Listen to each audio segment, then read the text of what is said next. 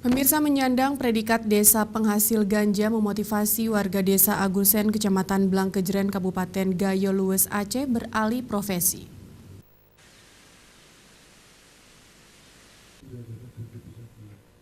Terletak di lembah dan dikelilingi kawasan ekosistem Lauser, Agusen berbenah menjadi destinasi wisata pilihan untuk para pecinta alam. Memiliki sungai berair jernih yang mengalir dari kawasan Gunung Lauser, kini warganya mulai giat menjadi tuan rumah bagi pelancong. Potensi sungai dan trekking atau jelajahan bukit serta kebun kopi dan pendakian desa terdekat dengan ekosistem Lauser menawarkan beberapa agenda wisata. Trekking sungai, hutan, dan bukit menjadi pilihan para pengunjung ke desa tersebut. Areal hutan yang sebelumnya jadi hamparan kebun ganja, kini menjadi kebun kopi Arabica Gayo yang terkenal. Juga tempat wisata sungai yang bisa dimanfaatkan untuk driving atau arung jeram. Sejak dipilihnya Agusen menjadi desa wisata tahun 2016 lalu, kini pemerintah daerah setempat terus memotivasi warga untuk menyiapkan diri. Rumah warga akan ditata menjadi homestay atau tempat tinggal yang nyaman bagi turis. Pagelaran seni pun ditingkatkan menyambut tetamu. Desa yang dihuni 206 kepala keluarga ini memang baru berbenah.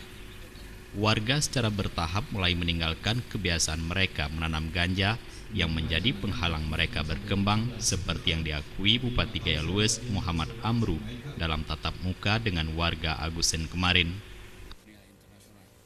Untuk Kabupaten Gayo Lues secara keseluruhan, tapi harapan kita bisa fokus untuk penataan destinasi wisata di Desa Agusen, Kecamatan Blangkejeren ini. Tak gampang mengalihkan pola pikir dan pola kerja warga Agusen, karena lebih dari 50% warganya berprofesi sebagai penanam ganja. Namun sosialisasi dan himbauan secara terus-menerus membuat mereka bisa meninggalkan ganja. Penghulu atau kepala desa Agusen, Ramadan pun nyaris putus asa ketika mengajak warganya meninggalkan kebiasaan yang dilarang. Pola kepemilikan 1 hektar tanaman kopi ternyata bisa mengalihkan usaha mereka dari ganja ke kopi dan wisata. Kalau 1 hektar tanaman kopi itu tidak akan masyarakat naik lagi ke hutan, dan itu karena hutan itu adalah efeknya yang utama sekali adalah benda haram dan juga merusak hutan TNG. Jadi yang sekarang ini memang sudah sangat-sangat berubah, yaitu untuk berkebun, petani kopi, dan juga menanam padi di sawah. Memang butuh waktu untuk berbenah dan mengobati citra dari desa produsen ganja menjadi desa destinasi wisata.